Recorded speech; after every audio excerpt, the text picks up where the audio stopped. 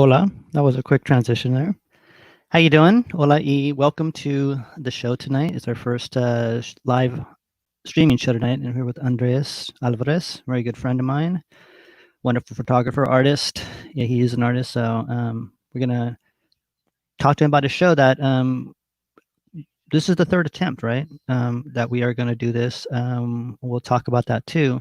So just make sure everybody gets here and just relax and have a good time. And you have any questions, please feel free to answer them put them in the comment bar.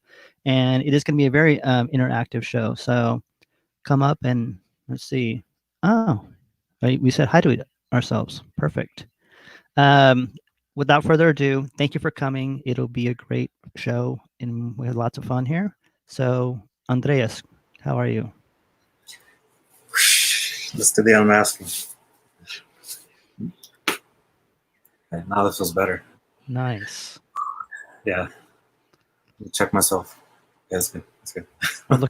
You're looking good. You're looking good. Double it up. Thank you. Thank you. Salud. Now we have oh, what's up? Look who joined. Yeah, from a farm. That's right. From another country, right? Yeah, or across the room.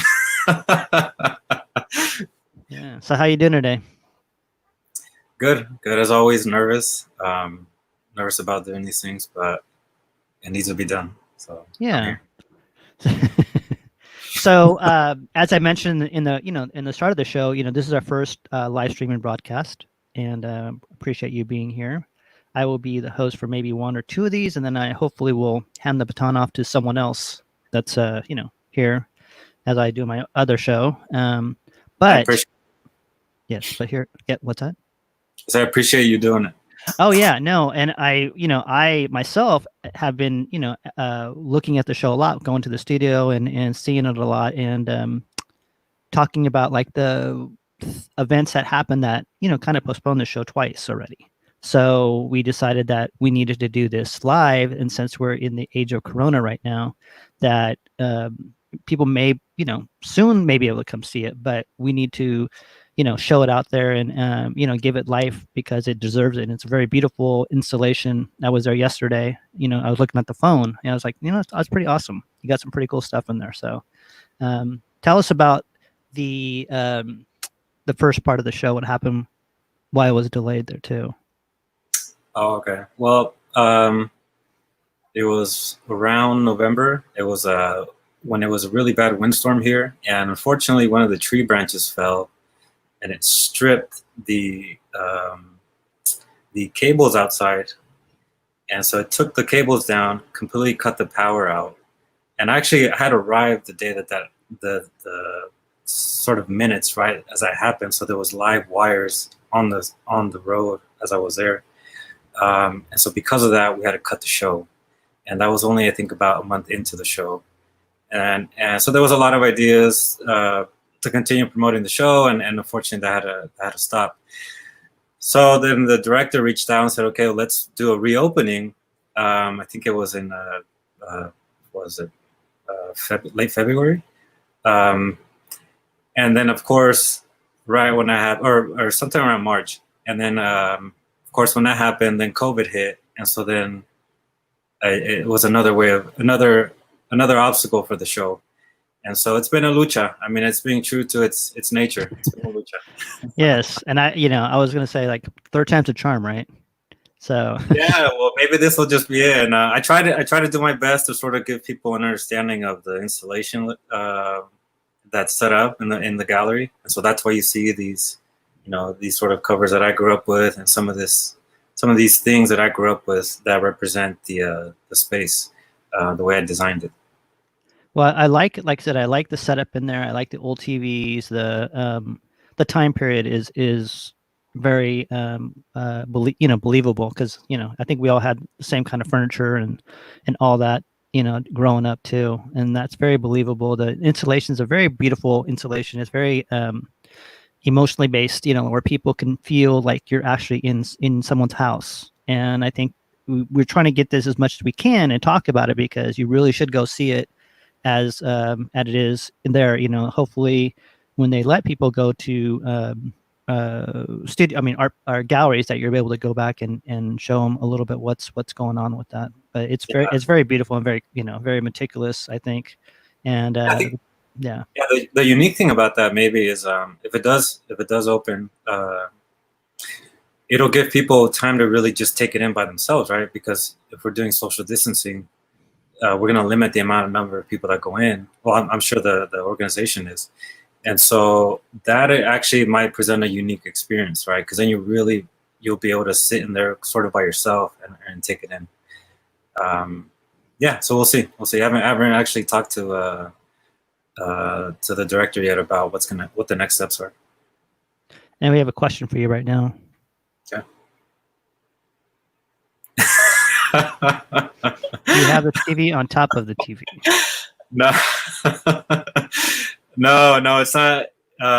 We all grew up a little different, I guess, but there are doilies on top of doilies, and it is an old TV. It's those old analog TVs. Everything was a button you had to press, and there was no voice commands. And there's also a VCR too attached to that TV to show you live Lucha Libre. And there's also an old antenna too that I've seen people actually try to adjust when they're watching the wrestling, which is really funny. And hello, by the way, how you doing? It's been a long time we've seen him, right? You move away. Hope you're doing well over there. Yeah, down there, right? Yeah. So we actually have a video of the TV, so I'm going to put that up right now, just so we can see how it is. Yeah.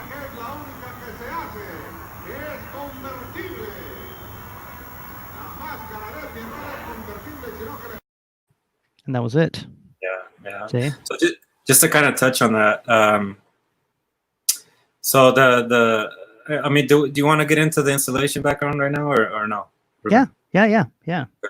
Oh no. I mean, whatever you want. I mean, like if that's a question, yeah, go ahead and answer that. Okay. Yeah, I think this kind of is a good segment to that.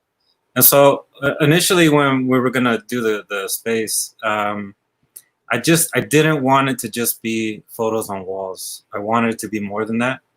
And initially, I was thinking about windows and this idea of looking through something and reflecting, which is a thing I'm working on right now with photo series that I'm doing.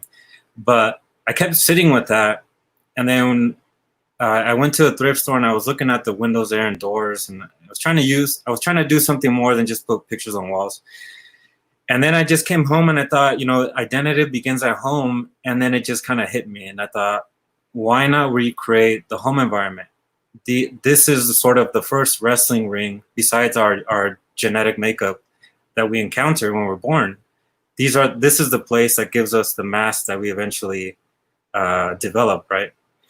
And so I told the director, Marie, I said, this sounds like a crazy idea, but how about I recreate the space that I grew up in? And I'd have a living room, a dining room, and a bedroom. And Marie was kind of like, okay, if you can make it happen, make it happen. And it was just, a lot of luck within an amount of 2 weeks. It was kind of incredible. I was able to find furniture that was very similar to the furniture I grew up with. And because I wanted it to reflect not something personal to me, but also this idea that was a universal thing amongst Chicanos or Latinos, that this idea of class, what does high class look like, and what does that mean, and what does that do to somebody? And so within about 2 weeks, I was able to find all the furniture to create this sort of installation. And so the images are framed in a variety of sizes to really and different sort of frames to reflect a home environment, right? In a home environment, not everybody has frames that are all the same size and the same color. It's a whole mix. And so that's what we're able to attain in the installation. And I was able to acquire like French-inspired furniture, old phones like you talked about with the cords, San Marcos blankets that I actually have, so we use that. An old alarm clock with the red lights. I'm sure some of you know what I'm talking about. And even a dresser set that sort of looks like what many people grew up with. So it was a lot of work, but we were able to pull it off. Well, I remember, asking you, about where are you going and getting all this stuff at? And you're like, I'm going to go pick this up right now. And I know that you put a lot of thought and effort into it. So that I've seen that myself. But it looks, like I said, it looks great. And I think, down to the TV, to the phone that I was talking about, to the little, what do you call it? Details that, recall, back, like I said, back in a living space. So it is like a moment in time, looking at it too. Yeah. And the goal for that was it was sort of like to put people at ease. There is a lot of work. There are a lot of photographs just in the main gallery with my section. There was other artists featured in the show. And so it was really to get people to just sit down and look at the work, but also really the whole point was to sort of look at this installation as a ring and to have this sort of internal wrestling match with themselves, with the viewer, that they would have this internal wrestling match within themselves and reflect, where did I grow up in? What sort of mask did I have? How do these images relate to that experience? What am I feeling right now? And then thus the viewer is actually the wrestler in the show, not just the images on the walls. And so how did you come up with the name? That's one thing Yeah. People... Oh, hold on. Oh, yeah, you got yours too. Salute to everybody. Sorry about that. Yeah, salute. Yeah.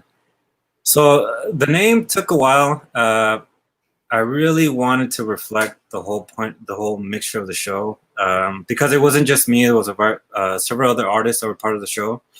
There was Aida Elizalde, Alejandra Osorio from Mexico City, Bridget Rex from Mount Shasta.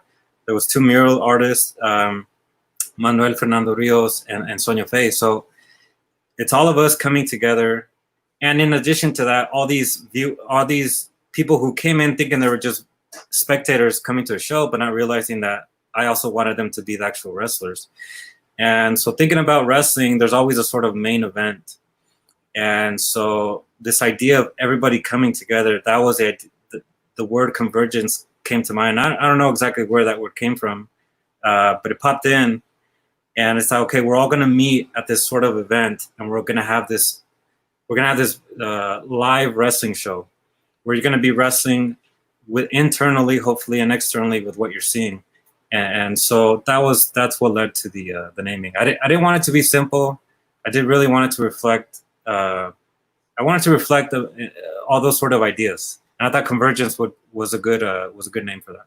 Yeah, and it looks like it. Like I said, when you go to the exhibition, with everybody in there, and it looks like a convergence of identity with different people, and like I said, a different, almost like I said, it's, I don't want to get back to it, but it's like a moment in time, rather, and then obviously with the modern twist to it. We do have a question. Do you recall an experience when you question your identity? Yeah, well, I mean, if we take it back to the home and we take it back to childhood, I remember I grew up in a very small town. It was mainly Dutch, white, and there were times where I remember I'd go to the store and I would always feel dirty. I remember going to the store and showering. I would shower before going to the store, and I always felt the sense of feeling dirty, and I don't know where that came from. And that was sort of the first time as a kid I remember questioning the color of my skin. And then sort of things that followed from that were my class. I was very poor. I didn't have homes like some of the friends that I had at school. And so those sort of things were there. I never really went further than it was just kind of like a little idea, and then it kind of disappeared. And it wasn't until I came to college where I really started diving into that. Why do we grow up in this sort of, why did I grow up in that sort of background? Why did I feel the certain way I did? And then you start learning about the history that you're negated. You start realizing that there's all these sort of microaggressions that you experience that you probably weren't aware of. And that's when identity started becoming more and more of a topic that started coming to mind. That's, I think, like, I think we all kind of have a similar story, right? When we grow up and, come from poor, backgrounds, or, poor in some ways, rich in other ways, right? Rich in culture. Yeah, I think one of the things a line I really enjoyed and I felt like sung home with me was a line from Albert Camus, and he said that he grew up in poverty and sunlight, and And that was nice because, you know, you do, I grew up outside a lot, right? We really didn't go anywhere. So you were outdoors a lot. And so I was able to explore. But along with the question, I mean, there's also the term. First hearing the word Chicano, I remember that was sort of an explosion. And I had associated it differently growing up. You know, we recently watched the movie Blood In, Blood Out. And I remember as a kid, I just remember battling with the idea, like, well, I don't really relate to that because I kept associating it with something negative. And when I came to Sacramento, it was like, oh no, this word has a very different meaning than what you sort of I guess created on my own or took away from the movie. And that was interesting. And then recently last year, the term Latinx came up. And then that became a certain another sort of way of re-questioning your identity and thinking, okay, there's these terms coming out, and do you feel like one is more of who you are than the other? And I'm still sort of exploring that. I think it's interesting. You know, language is something that keeps evolving. Yeah. You know, I think eventually you're just going to sit with whatever you feel comfortable with. So Yeah. I'm not the resistant type to the change. Like there are a lot of people that are against that. Well, I'm interested in exploring it. Yeah, I think I'm keeping my Chicano status myself. So, because I just got my DNA, and you know, and I'm mostly indigenous, which is what I wanted. You know, so I don't want to become Latin because that to me reflects Latin. You know, it kind of takes away my it takes away my indigenous blood. That's what I feel, my identity. So after all this time, I'm like, yes, 52%, right? I'm like, yes, you know, and then we come with Latinx. I'm like, no, I'm not going to take that. I'll keep Chicano, just because you know that and that's and you know the funny part about Chicano is like, it wasn't a very when I grew up. I'm a little bit older than you. It wasn't a something that you associated with that was good, you know, and either way, from the people that came from from my parents who came from Mexico, you know that generation, you know, aunts and like, oh, you're Chicano was kind of a dirty word too.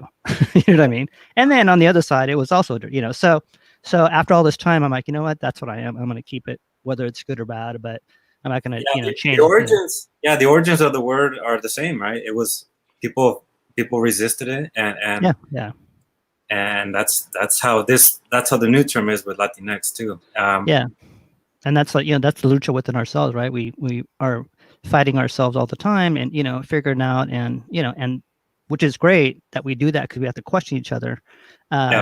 But for me, like I said, we come from Zacatecas. I went to go look for my roots, and my roots that I look for were my indigenous roots. So I keep I keep that, and so I'll but anyways, so yes. And we also have another question about your show too. So what mediums are used, and what's the story on the lucha mask you use? Oh, okay. So when I first started working on the show, I was really focused on just doing painting. I was very adamant about that because I wanted to take a break from photography. And then sometime into the show, I just thought, okay, it's not going the way I want it to go. And I was just focusing on the wrong things. And so I picked up the camera and I started just thinking about how to go about portraits, who to contact, what to focus on. So I started researching a lot, reading a lot of articles on identity, on the term Latinx, on the resistance against it, Chicano history, watching documentaries, going to resources like Pero Like, We Are Me Too, Remezcla, a ton of different sources. And then what I did is I would contact people and ask them if they're interested in the show. We would meet, have a sort of conversation about identity. And then that sort of navigated the approach to the portraits. And then as far as the mask, it was a mixture of my collection, my brother's collection of masks, and then my brother-in-law's collection of masks.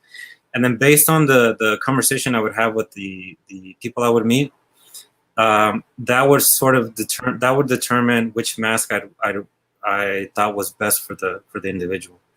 And so that's how that went about. And most of the portraits were done at the Latino Center in the studio space that I was working on. There was only a few that were taken outside of that. That's a good question, Leo. Thanks. We have another question for you too, in a comment one. So, Ola, I'm curious if there was a particular subject that you painted or photographed for La Lucha that stands out in your mind. Ooh. Hola, America. Nice to see you here. Yeah, sorry, Ola, yeah.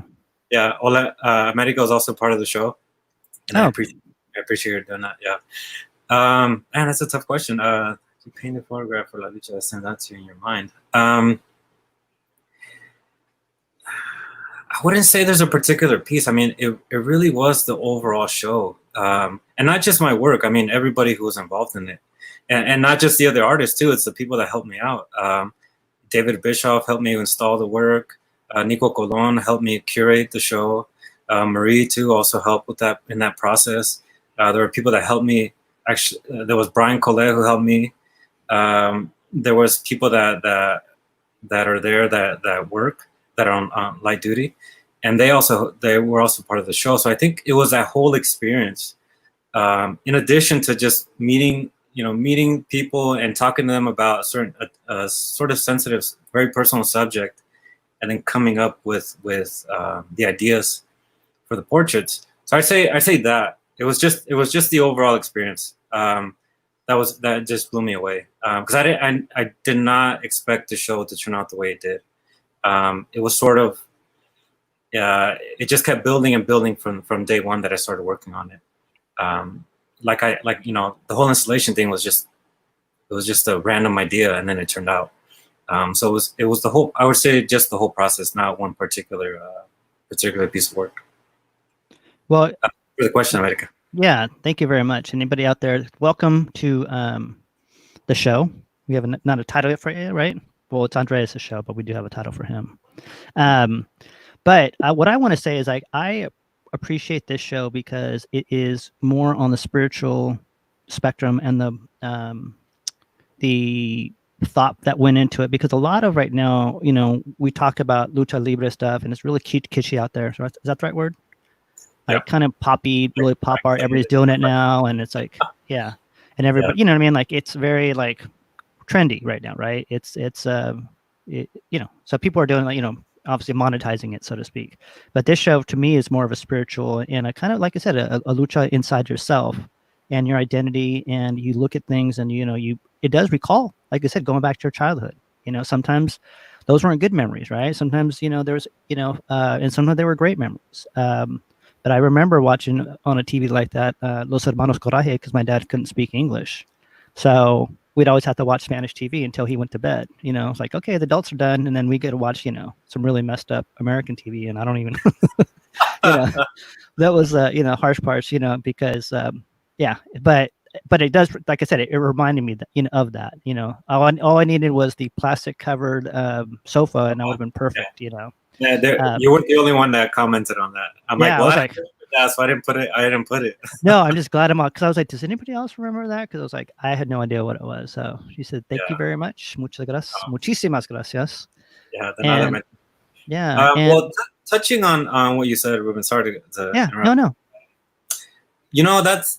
It took me a while to agree to even do a sort of show like this, because I love Lucha Libre. I grew up with it, and then when my son was born, I just took it to a different realm with looking at it as a metaphor, and I really appreciate it even more when I stopped and looked at it as a metaphor.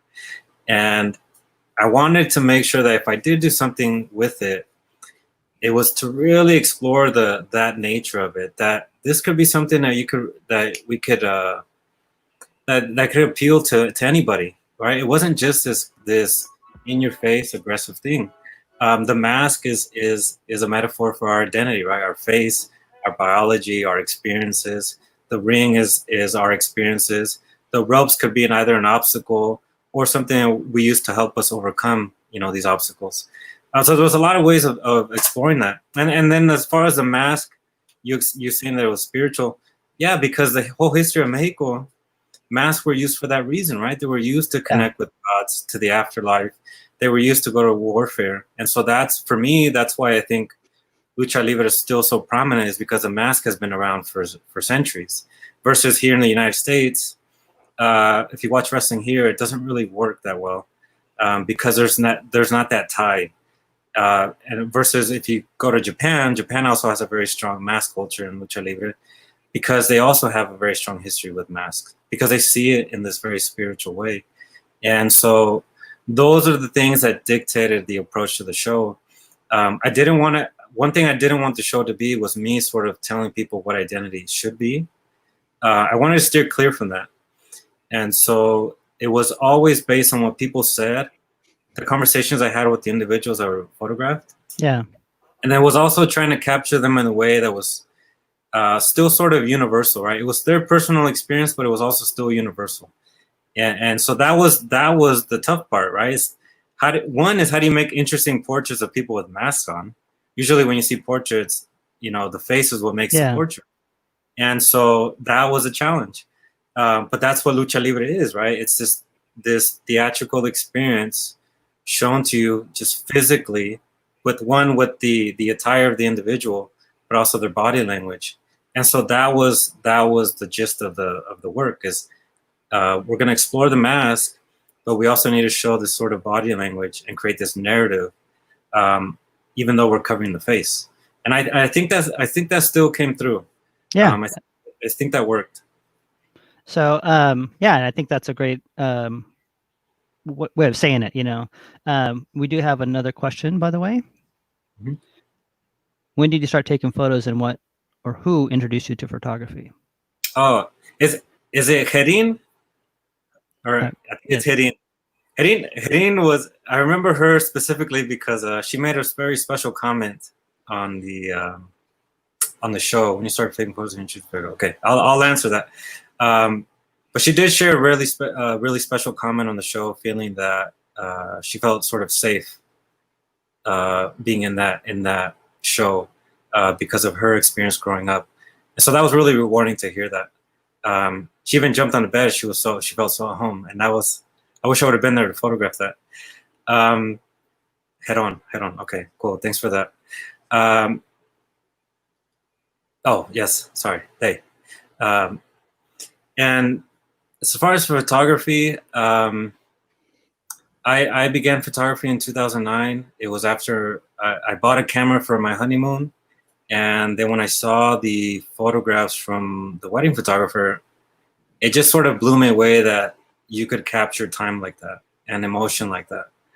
And I hadn't drawn for several years leading up to that moment. And so when I saw those images, I thought, okay, this is like an instant drawing. This is my way of going back into the art world that I had negated for so long. And so that's when I got interested in photography. And then the photographer that really grabbed my attention into the medium was Henri Cartier-Bresson, and he's a photographer from France, and that just blew me away. I just couldn't believe what photography could do, and so I wanted to do that. I wanted to emulate that. So he was a big influence. As far as the show, the people that were very influential for the show were photographer Lourdes Courbet, who's like the godmother, the queen. I mean, she's the ruler of Lucha Libre photography. And then there's also Graciela Iturbide, which is somebody who, for me, I always use the word a visual poet, because she really makes you think differently when you see the work. And then her focus on the subject in sort of these plain backgrounds was a big inspiration in how I approached the work. Now, I think the other part of the question was, when did I start actually photographing the individuals? Was that part of the question? I can't remember. Let me see, pull it up again. Who introduced you? Oh, you got it all. Yeah. I think, yeah. And then we have another question too, which has to do with the show. And what did the audience take away from it? What did you want the audience to take away from it? Well, just to walk away with that sort of internal wrestling match, to look at the work and then question themselves and ask, what are the masks that I wear? How did I acquire them? Who gave them to me? And, am I aware that I'm wearing a mask? Why or why not? Do I connect with the mask in this sort of transformational way like in some of the work where you transform to something else, or you connect with nature in a certain way. And so it's just to ask all these questions. That was really the whole point of the show. There was people that walked in there and said, okay, this feels like home, which was good, but that's just sort of the first part. That's the surface level. It was more of getting you to go into that deeper part of it. So yeah, I would say that would be it.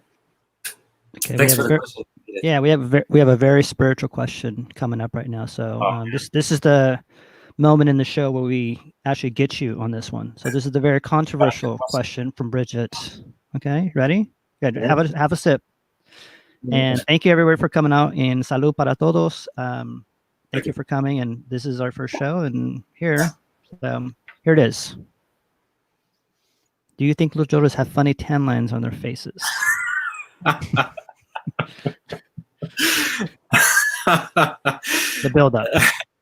That's a funny question. You know, that's one of those curious questions. Like, well, they never take off the mask, so I wonder how much time they spend on out in the sun, though. I got you. She got you. That is a gotcha question. I don't even know how to respond to that, but yeah, thanks for the question, Bridget. This is going to define your career. This is going to be tomorrow's news. What happened on the Luchador show? Luchador gets stumped. Yeah. Yeah. So yeah, we're going to take a little break right here. I mean, as a break, we're going to play something and a couple minutes just to cleanse our palate, and then we'll come back and show some images of what you have. What do you call it? Sorry, what you did. So we have some pictures and stuff, and you have questions, and we'll get to that point. And but right now, I want to sit by mezcal, and I'll show you sip your beer, and we'll watch a little bit together.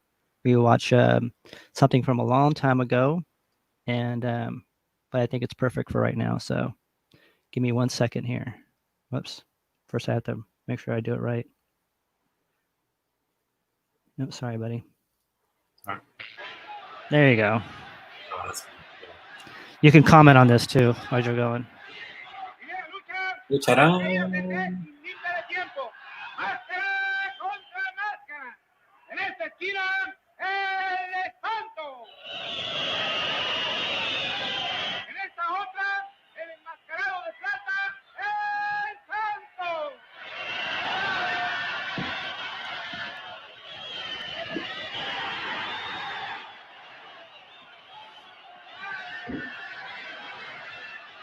So what do you think, Andreas?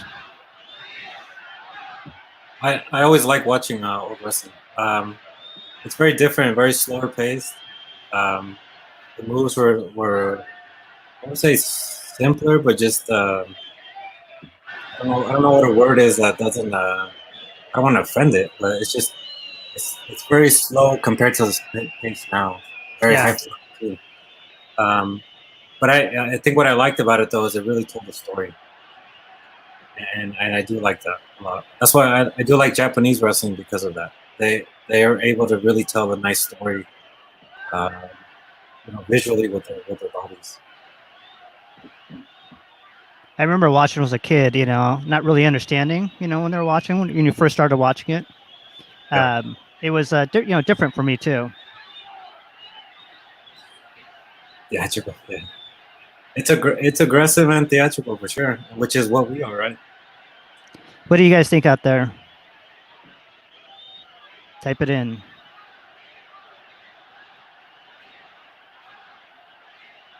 And it also reflects a lot of pop culture, like a lot of the characters through the ages, or a lot of the wrestlers,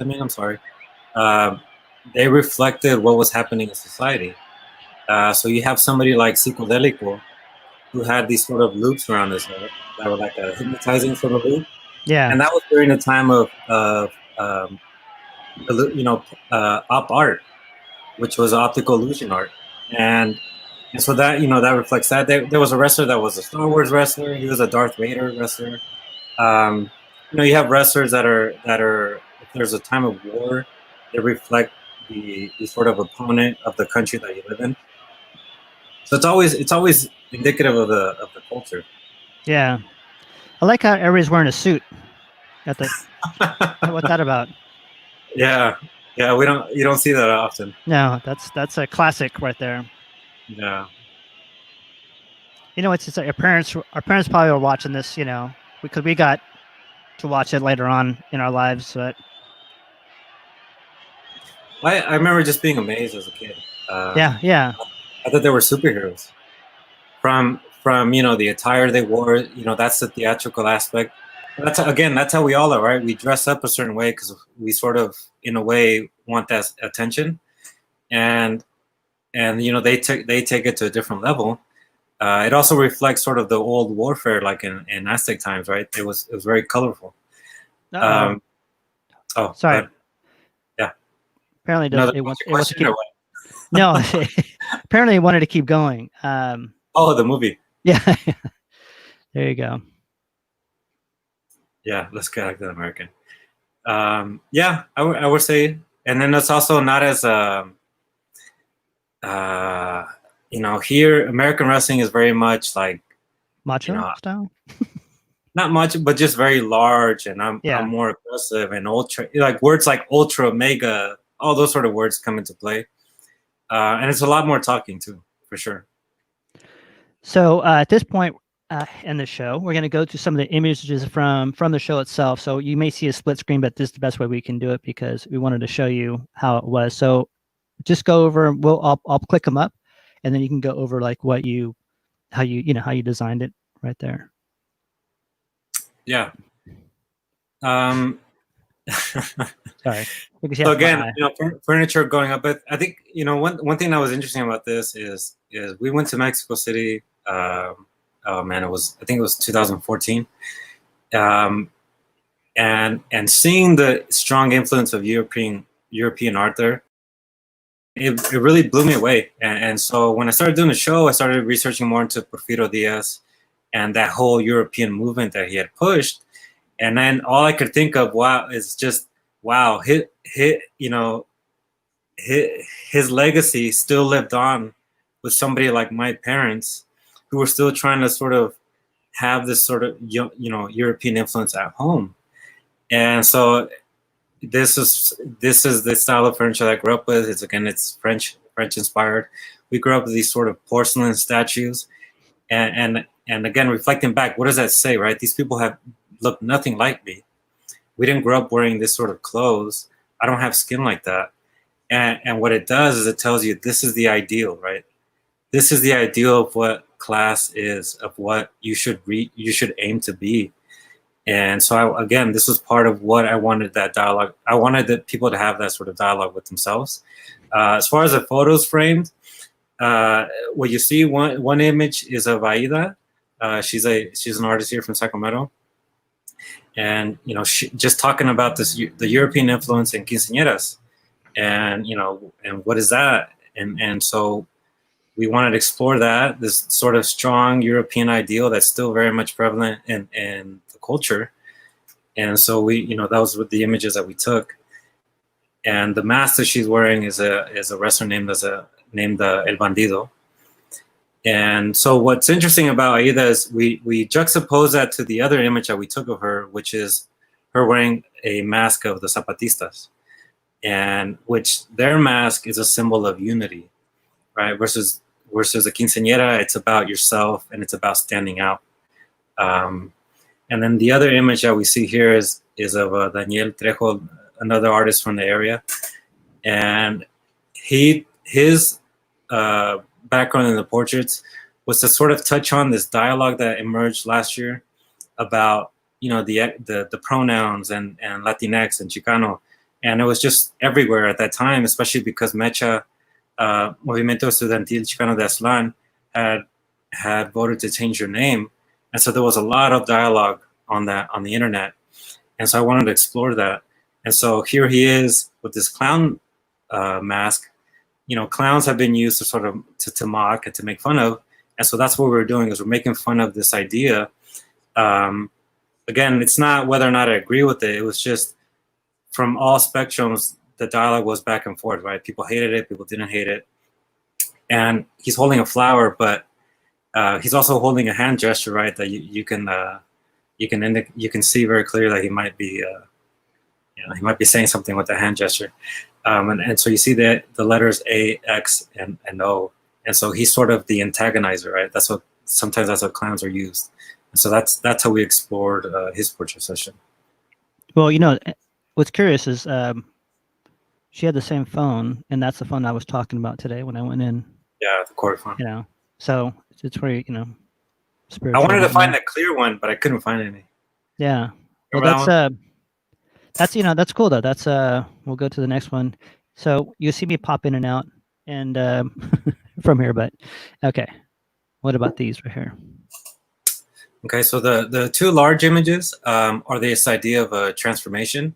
Um, I think one thing that some of the research that I did is when you look at the differences between the European view of mask and Mexico, was in Mexico, the masks are used to connect with nature, to become something else, something greater than yourself. Um, and so what you have here is this, the history of Mexico connecting with nature, right? You have this bull mask, and the most popular mask that, the most popular images that I think of when I think of mask are the jaguar and the eagle, because those were the ones that the Aztecs used to go to warfare. But the Latino Center had this collection of masks, and one of them was this bull, and I kept looking at it, and so I wanted to use that mask. And then the other mask is in that sort of same realm of transformation, and that's a mask of the wrestler named Psicosis, and who's a wrestler I grew up with and I really liked. And that's portraying this idea that is to transform into something else. It's not, again, with the European view, was pageantry or to hide behind something. It's like, no, you want people to see you, but you want people to see you in a different way. And that's what those two sort of explored. And then what we have on the bottom, we have one, the voter. Voting is a way that we show that we're wrestling, right? We're luchadores. We go into the ballot to make changes. And so I wanted to highlight that. And what I did is I connected with Brown Issues here in Sacramento. And so these are two members of Brown Issues. The other image in the middle, we have two individuals posing in front of the Virgin. And that was a sort of play on there's this sort of like tough attitude, right, that they have. I'm down looking up at them. They're looking down at me. It's a sort of like strong presence. And yet there's this Virgin behind them. And that's sort of the images that I grew up with, seeing, you see cholos with Virgin tattoos everywhere. And that was sort of like, okay, at that time as a kid, I'm like, this doesn't make sense. Like, religion doesn't preach that as a kid. But then you start growing up realizing, well, it's gone beyond that. It's a symbol.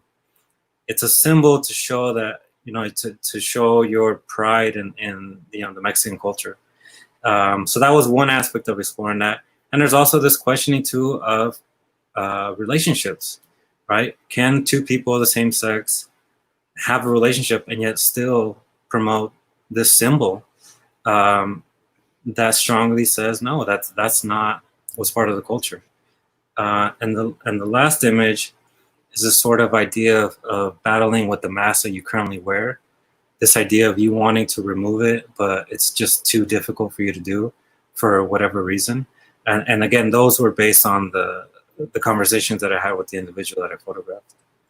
And then you see, again, the things that I grew up with, the doilies, the tables, the fake houseplants, and that interesting lamp.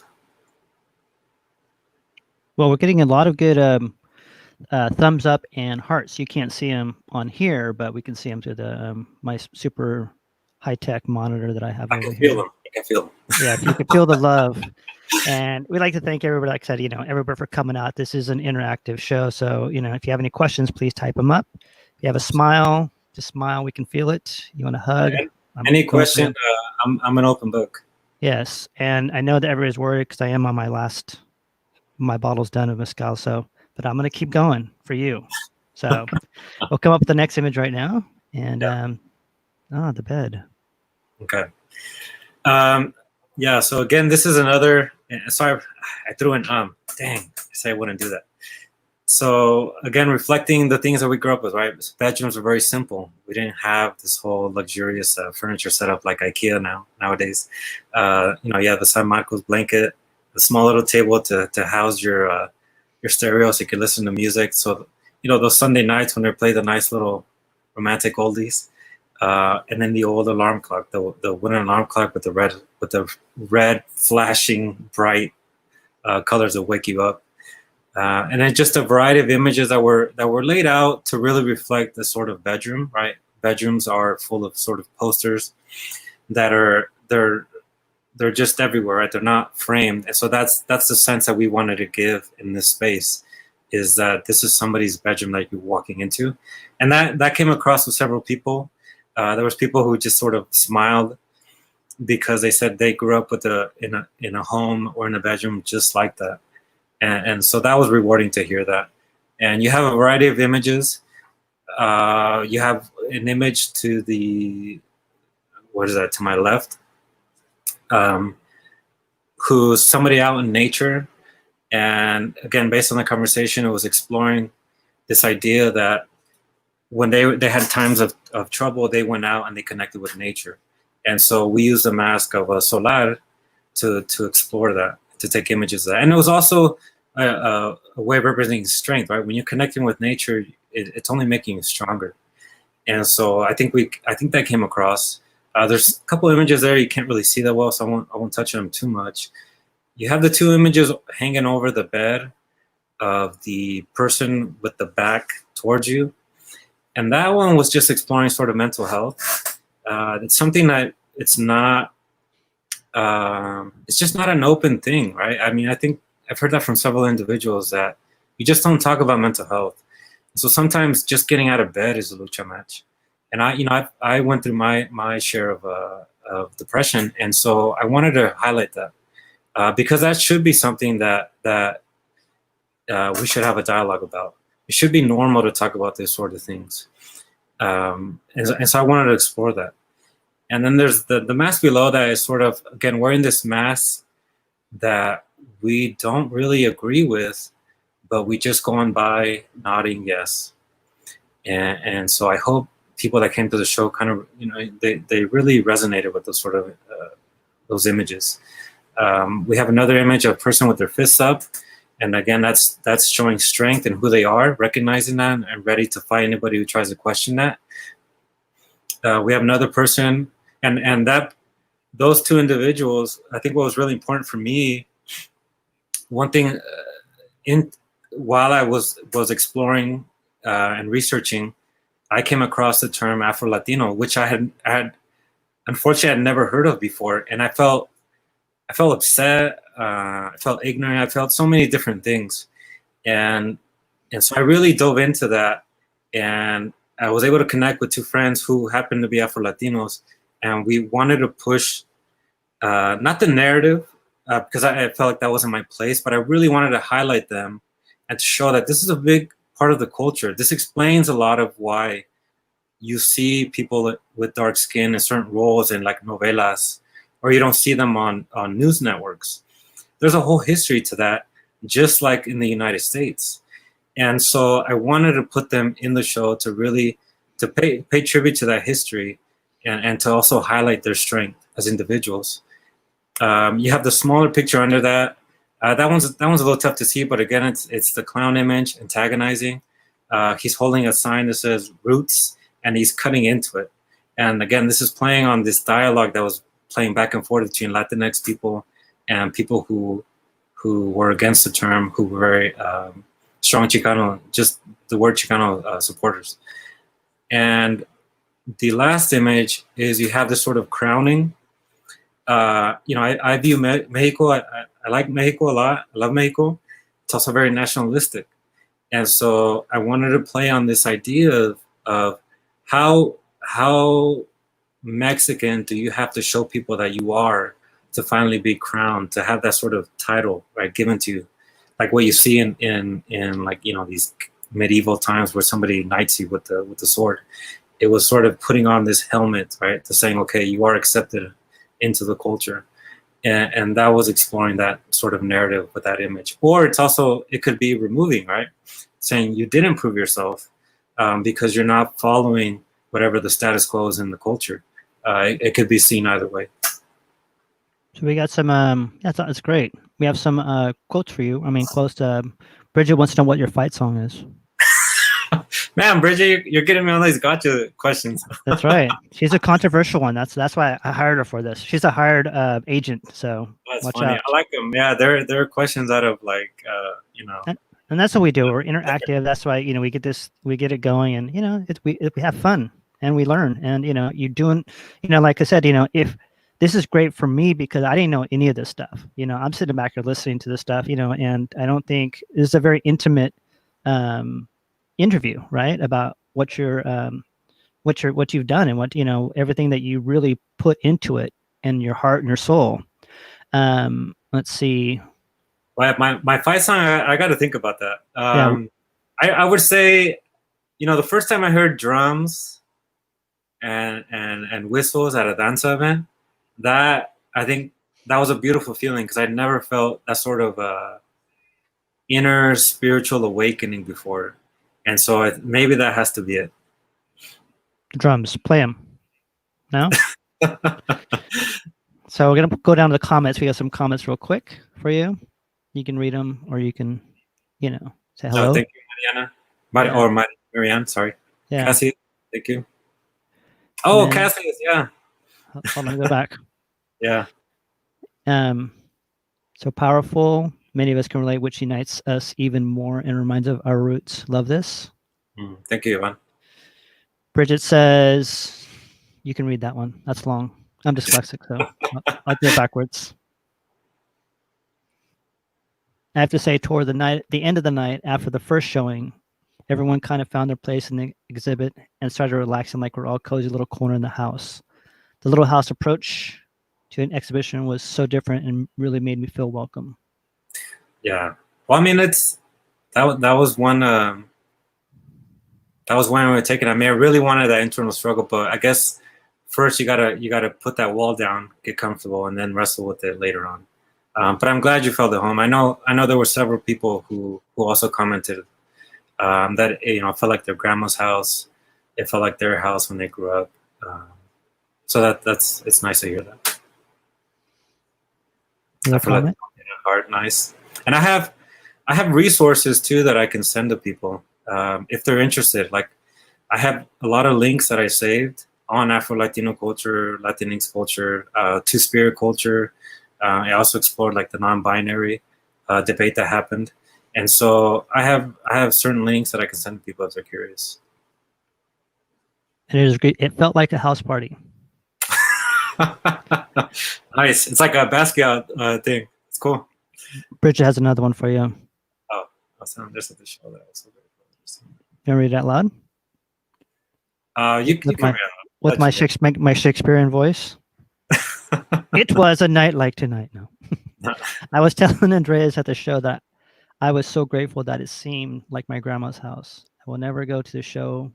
I never got to show my husband it, and probably the closest thing I would get to sharing it with him. So, and we go to the emotional intent, right, or the emotional spiritual aspect of it. No one know, it has something for everybody. So, yeah. And let me add to that. Yeah.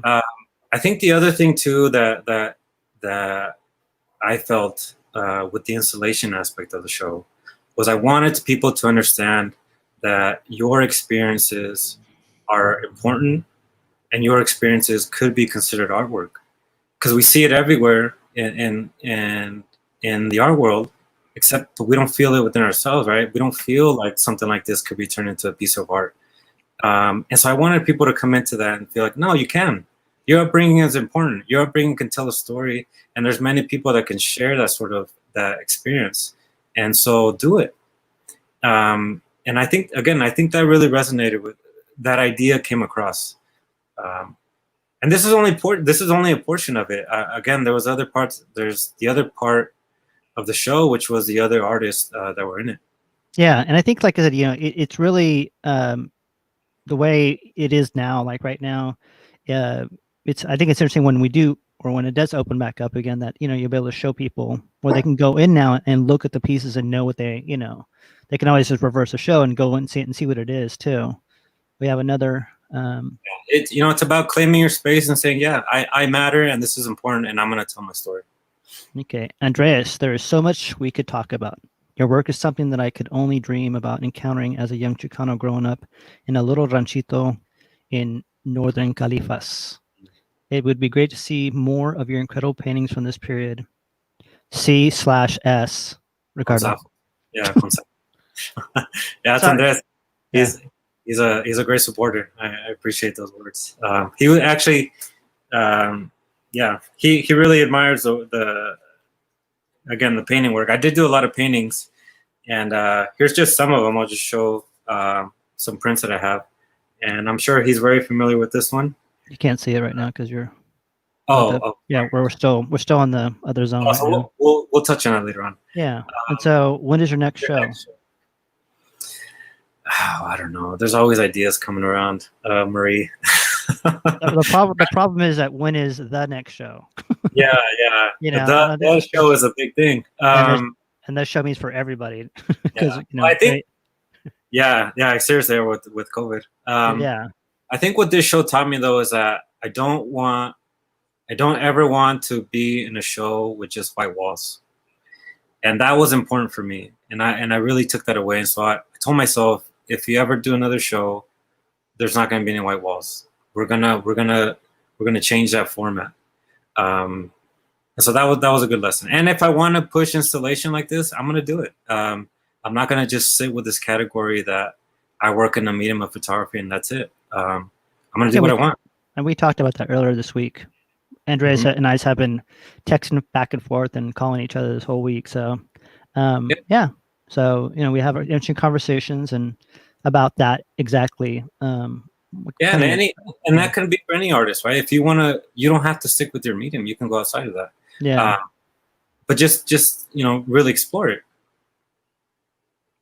We're gonna go to Aida's. Yeah, this was Aida's piece. This was part of the opening of the show last year, and it's a very large piece, about like 5 feet, I think. Sorry. This is a piece by Bridget. It's a drawing. I don't remember the medium though, but it is a drawing. Bridget, can you type in maybe what it is? What it in the typing? Yeah, I'm sorry, Bridget. I don't have the title. But this was a beautiful piece by Bridget that was featured in the show, and it's still there. Yeah, it's okay. Unfortunately, Aida couldn't be there anymore because she had another commitment with the piece. But it was a great piece when it was there. And this is a piece by Alejandra Osorio, and she's an artist from Mexico City who does this like digital collage of work. And this is a beautiful piece, like the Tijuanas from I think from Oaxaca, and she incorporated a nice little face mask overlay. I think that's the Lucha Libre one. I'm not sure. Okay, let me go back to Bridget's because she did comment on it real quick, so I can bring it up. Pins and Sharpies, and I believe the title is called The Optometrist. Okay, yeah, it's about seeing. Yeah, nice. Cool. Thank you, Bridget. See, we love it here. Yeah, and she has more work at the show too. If again, when it'll open up, I don't know, but if it does, you'll see more work of her work there. And this is a mural piece done, a section of the mural by Sonia Fey. That's actually hanging outside the Latino Center of Art and Culture. So when you walk, it'll actually it'll be close to the. You'll have to look up at it. And I think it's done in acrylic. And I love the way she did the papel picado. I thought that was really unique. And this is what Aida's piece looked like during the show. So you could actually walk around it. And she also encouraged people to play with the sort of the markers. It was like a loteria. Awesome. She called it a bingo, I think, identity bingo. All right. Well, let's go back to this one here. I think this one is this the main piece in there? Well, it's the largest piece for sure. Yeah. Okay. There's a lot of images in the show, and I realized that right away. There's a lot. There's like 40-something photographs, which is not normal in shows, especially for space. This sort of intimate. And I left it up to Nico to choose the images and to sort of play with the sizes. And he really felt that this piece was very strong. And so when you walk in, this is the first piece that you see. And this image is interesting, right? It could either be a sort of an image of submission or an image of strength. It depends on the viewer. And so there's that sort of dialogue that can create. And this is an image of my twin brother. For those of you who don't know, I have a twin brother. I don't have We don't have a twin tattoo though. You have a twin brother? You have a twin brother? Yeah. So that other guy that I met and I give him a hug and he was acting weird. That was a long hug I gave him. That wasn't you. Yeah. But this gives people a chance to see the layout of the show, right? This is the dining room within the bedroom on the other side. The color scheme was also a very important aspect of the show. That was something I wanted to come across. The colors reminded me of like a Mercado from Mexico. These really nice pastels, and then also these little frames that you see on each end of that large photograph. And this photograph was hung by magnets, and that was sort of a nightmare. But we learned how to use them. And it's a very large piece. I want to say it's like, like 4 feet, maybe 5 feet. It's a pretty large image. And then what you see on the table are actually magazines that I created. And again, this explores the idea of identity in everything, right? So when you look at magazines, what do you see? Do you see yourself? And if you see somebody like yourself, what sort of, how are they depicted? And so the images in there are a friend of mine who's also my boxing coach. It's very strong boxing stance. And in the front of that and in the back of that, it has links to the history of Afro-Latinos in Puerto Rico and Cuba and Mexico, Peru, Brazil. And so people that went to the show could scan those on their phone and it would take them to the link. So they could take that information either at home or they could watch it at the show. And the other one had a link to Chicano history, and it also has a link to voter registration. And it also has somebody with like a sort of boxing position. And this is Alma from Brown Issues wearing a voter shirt. We have another controversial, I think you might know him.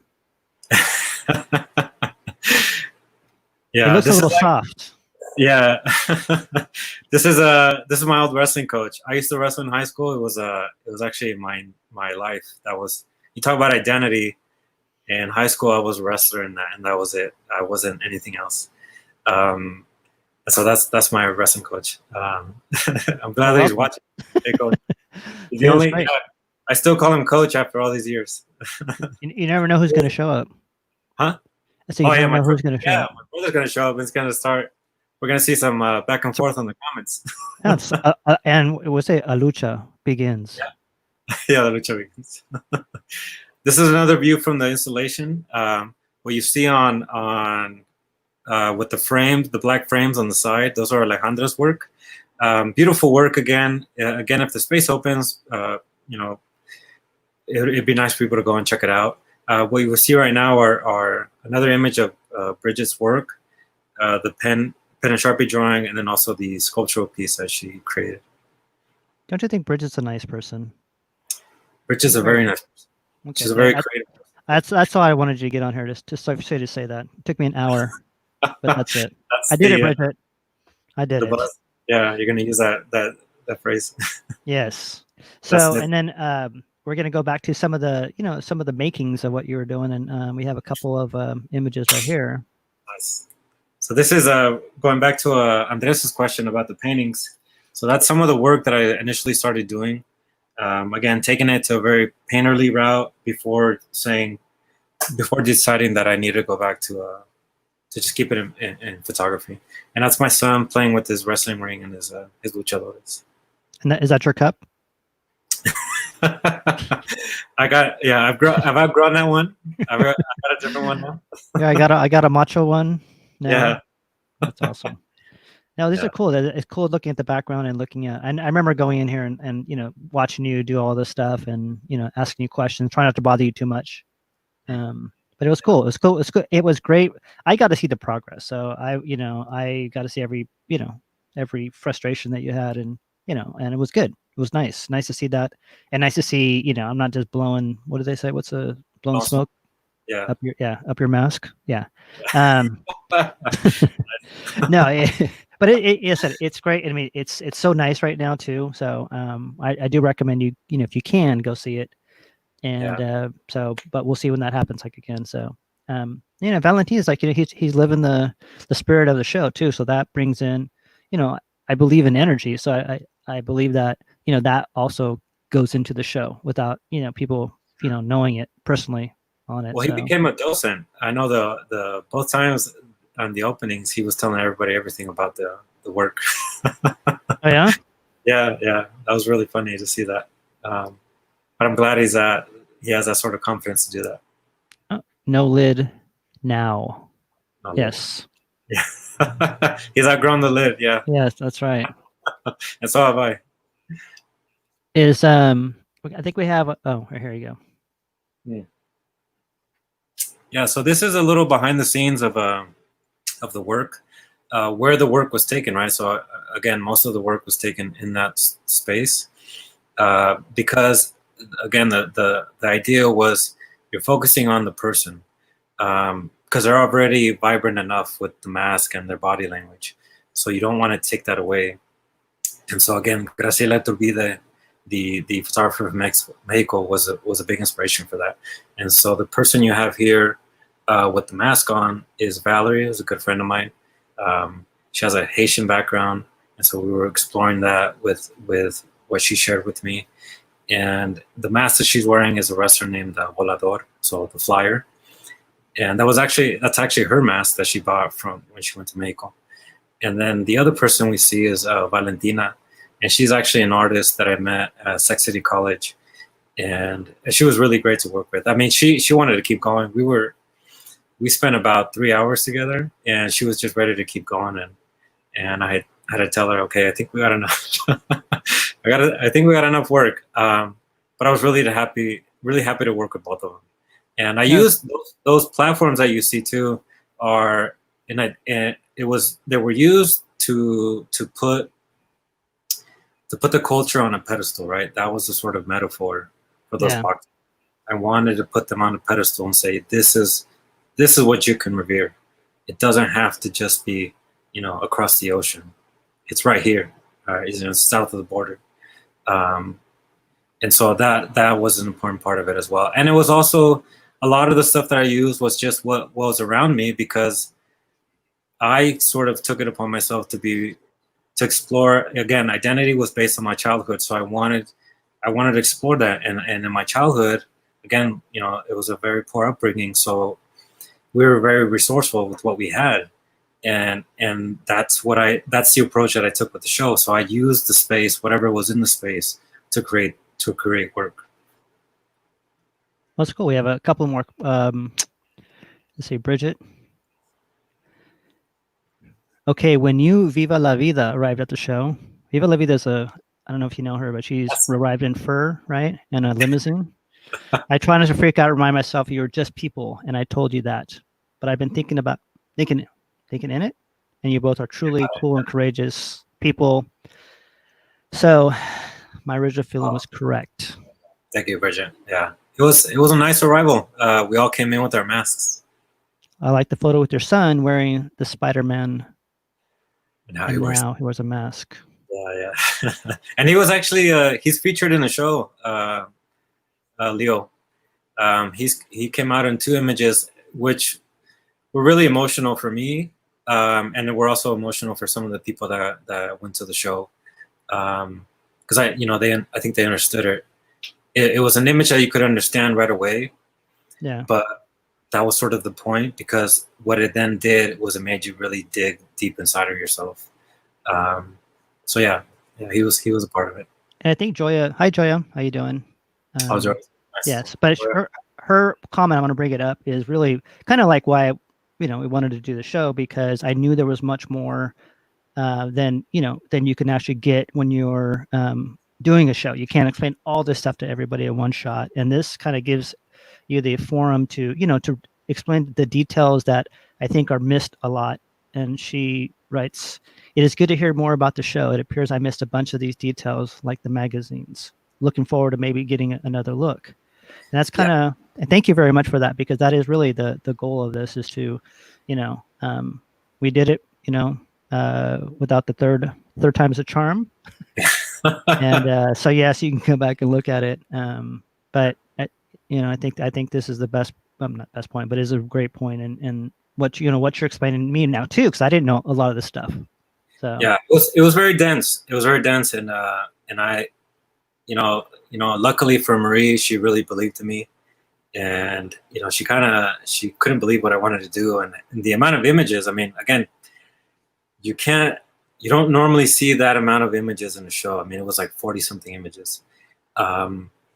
But it was all part of the plan, and it was nice that Marie really trusted in me to pull it off, and it worked. And it gave people a sense to go back to it. Yeah, You can't take it all in; it's a lot. It's too much. But I wanted it to be like, it's like when you see a Stanley Kubrick movie, right? You got to watch it again because it doesn't make sense the first time, but there's something there, so you got to watch it again. And so that's kind of what I wanted people to have also, is I wanted you to get more when you went back to it. Yeah, so thank you for the comments. Yeah, and the B-sides were good too. Remember the so yeah. It's like your favorite movies, yeah. I watch over and over until you discover something new. Yeah, thank you, America. Yeah. So like I said, I think doing the show, I've learned a lot more about the show. And I think that it is something that I'm sure there is more. We'll come back with some more images right now to look at more about it. And I just like to thank everybody for coming out and participating, because this is what the show is about, is interaction, not just hearing me talk or Andreas talk. Yeah. Yeah.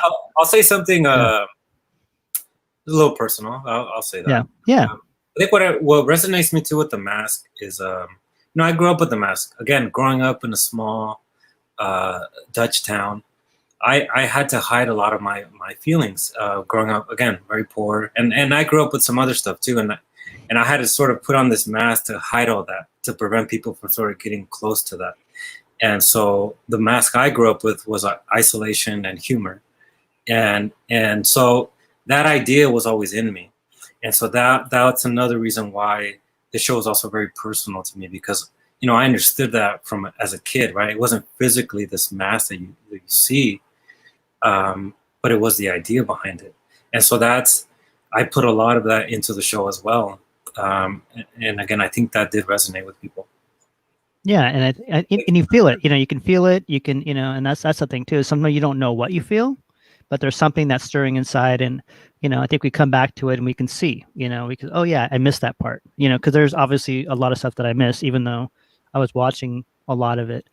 I want to go back to, because people are, just got here too, real quick, is the video that you made for the show itself, because I think it's very important to show different elements that you have, that you created too. And so we're going to go back. It's only a couple minutes, right? And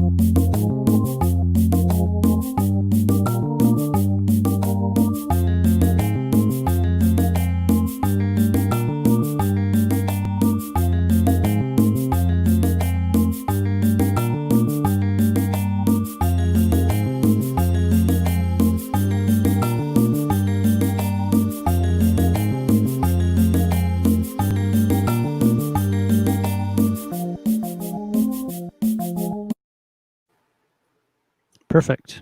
It was great. And so, and that's the thing, like you have so many elements that it's really hard to even try to get it in one shot, Yeah, it's a lot, man. A lot. Do you have the image of Valentin with the mask being put on him or no? I don't know. I have to find out. Let me see. Yeah. I'm not that smart. I don't. I only have the one with the. With the blanket? No. Oh, okay. I just have that one. Yeah. Well, I think the I'll just talk about it. Yeah. I don't know if I have it with me. I'll sort of like try to find it if I can here. But I took an image of my son with the blankets that we kept seeing on the images of children being detained at the border in the ICE detention centers, and that was I think that was a very difficult image. One, because it was my son, but two, just thinking about all these kids in those situations, it's really overwhelming, and it really broke my heart. But also at the same time thinking, these kids are in such a bad situation, and the beautiful thing about a child is that even in those struggles, they can still sort of find that child spirit to make the best of it. And so the image is my son, like what kids used to do when I was a kid is you wrap a towel around your neck and you thought you were a superhero with the cape, right? Or a wrestler with the cape. Yeah. In this case, he's wearing those aluminum blankets around him like he's a superhero.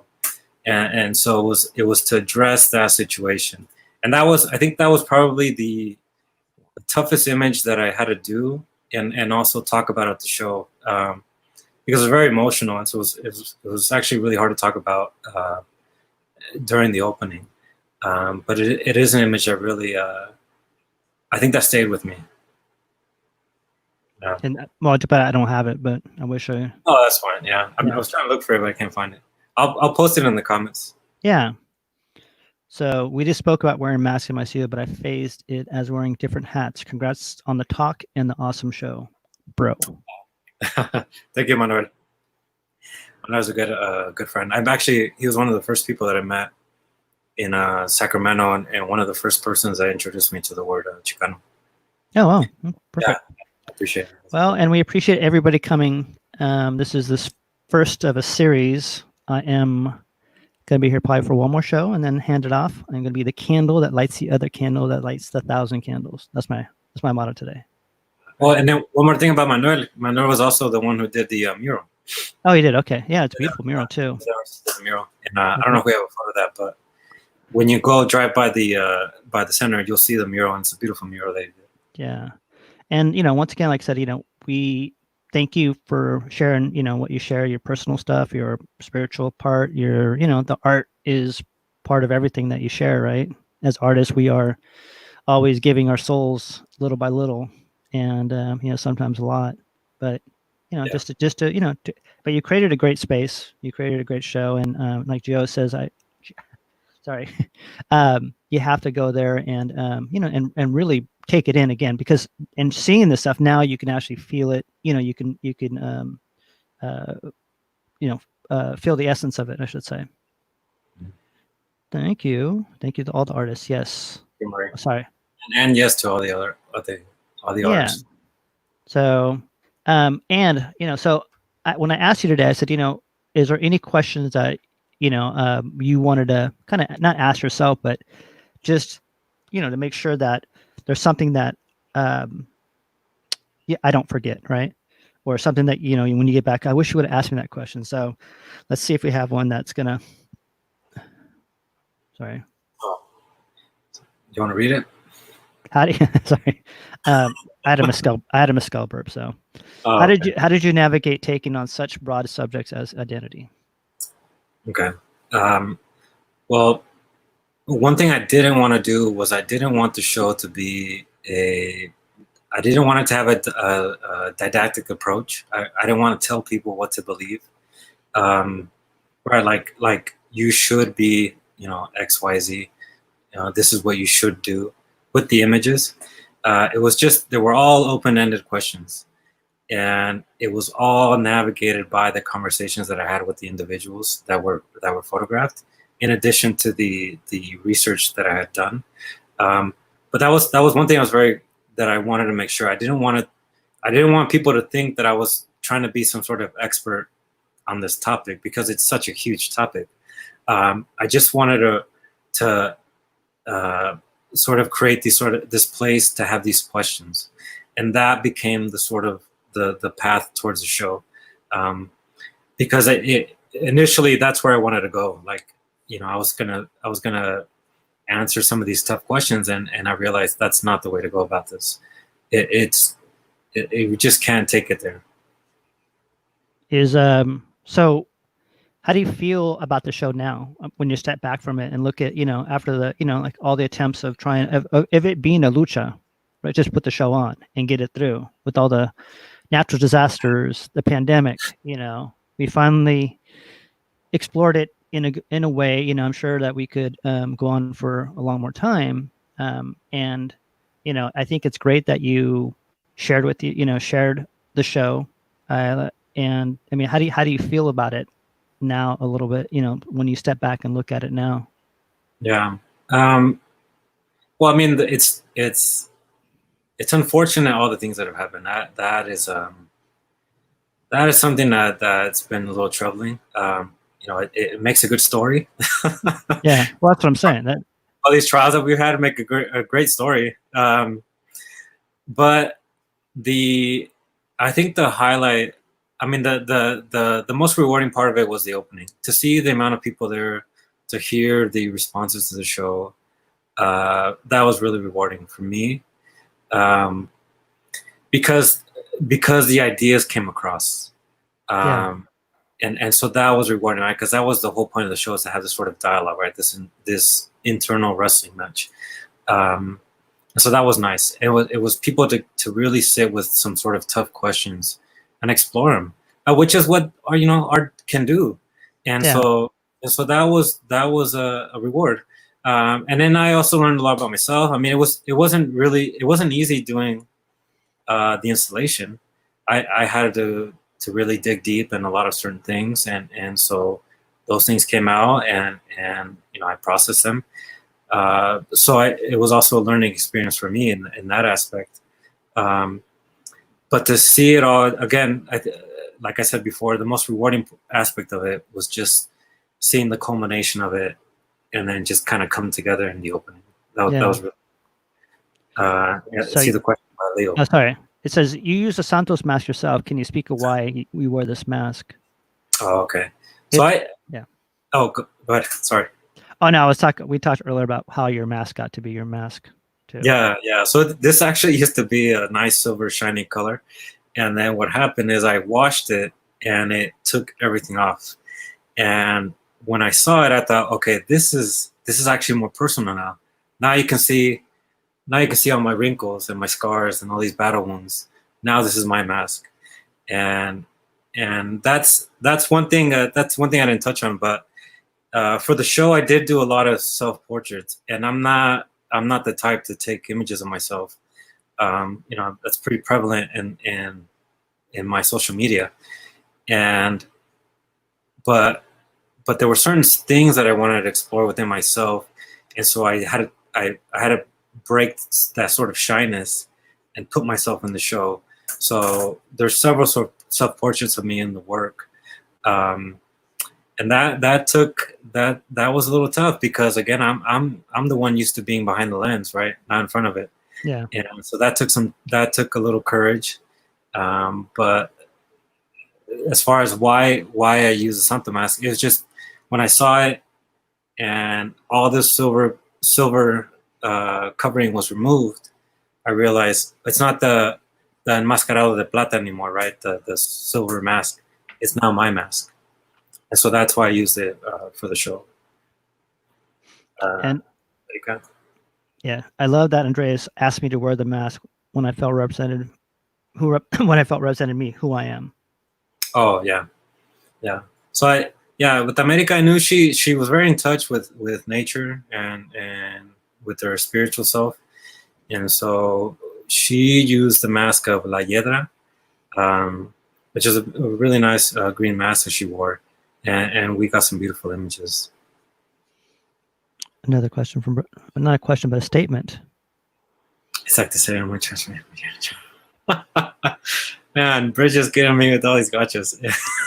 That's what she's here for. Hey, I have the question for you though. Are you flexing your muscles when we're doing the show? Because it looks like you're Some of them, yeah. There's the well, your little thing keeps going up like this. So you're talking about like right a, now. yes. They're gorgeous. That's my fan. I'm in my garage and it's super hot. Okay. Okay. Because I was like, wow, that's pretty impressive. That's been an hour and 15 minutes already. We're doing straight up La Lucha. So yeah, and what's like, I am going to say this one more time but I really do mean it. I think that people should go see it, and if you have any more questions about it, I'm sure that you can answer them, and we have your Instagram account down there too. So we had it rolling down there. So there's other things in the works too, right? A website and soon later. Yeah. There's I told myself this year has to be I have to make a lot of changes, so that's why I'm doing these sort of videos with you. Yeah. I normally wouldn't do these sort of things. I am thinking about doing a website. I'm going to be offering some images for sale, which I also don't normally do. I mean, I really just stick to the work. I just want to create, and to be an artist is tough. If you want to, you also want to, quote unquote, be successful and make money. That for me is the tough part. I don't think about that, and so I'm always just focusing on the work. If an idea comes, I just want to do it and explore that. But I told myself this year has to be the year of changes. Yeah. And it's shit. I mean, it's not just me; it's the whole country, which is great. We're entering a whole new world, and so yeah. I mean, those are sort of things that I want to change. Yeah, that's great. I think it's great to say yes. I've learned that myself too. Say yes when people ask you a question. Yes, that's Well, yeah. And as far as anybody who has any questions, please feel free to send me a message. I'm an open book. I'm always willing to share resources, references. I mean, whatever I can share with anybody, I'm always willing to do that because I didn't do this by myself. I didn't come here. I'm not where I am because it was just me. It was because of a lot of people, and so I want to sort of pay that forward to anybody who has any questions or needs help. And that's great too. We like to thank the Latino Center for the Arts. Did I say that right this time? For let us host this show. Latino Center for Culture. Oh, sorry. There you go. Yeah. So my motto is I work for Mezcal. So anybody out there? I got a phone call. Sorry, my brother. Right. One question.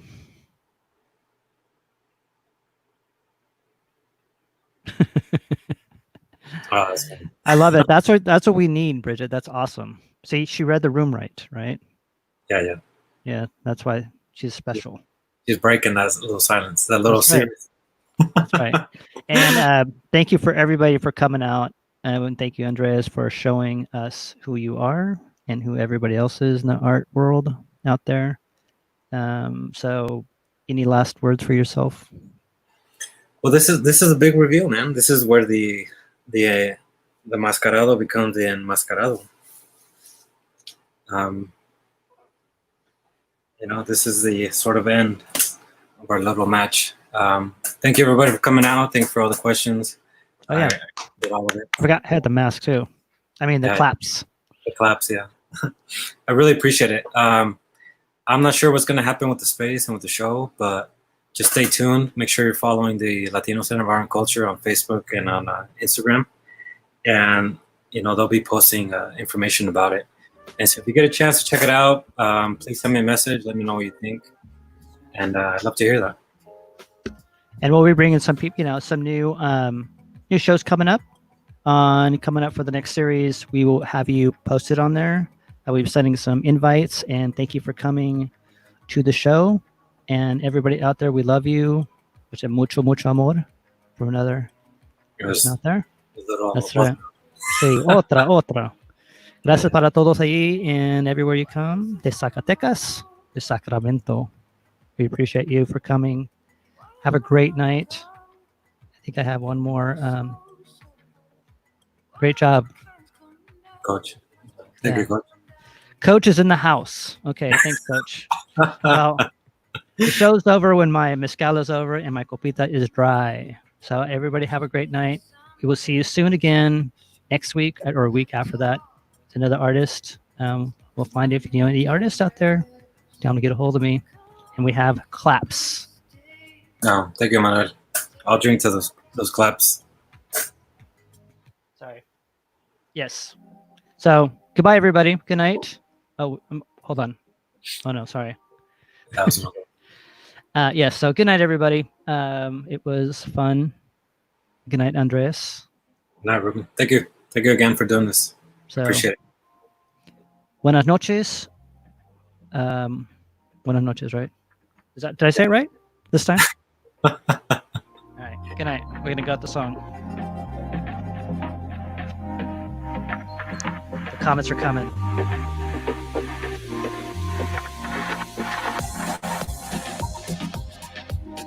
Gracias para todo. Any last words, Andres? I'll just show images. Paintings.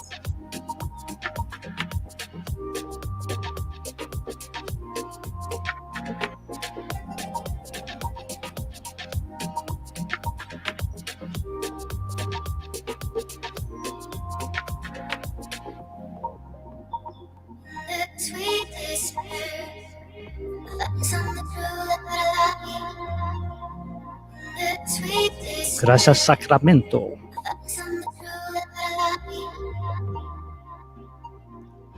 Good night, everybody. Good night. Andreas, I'm going to call you in a second. Yeah. Good night.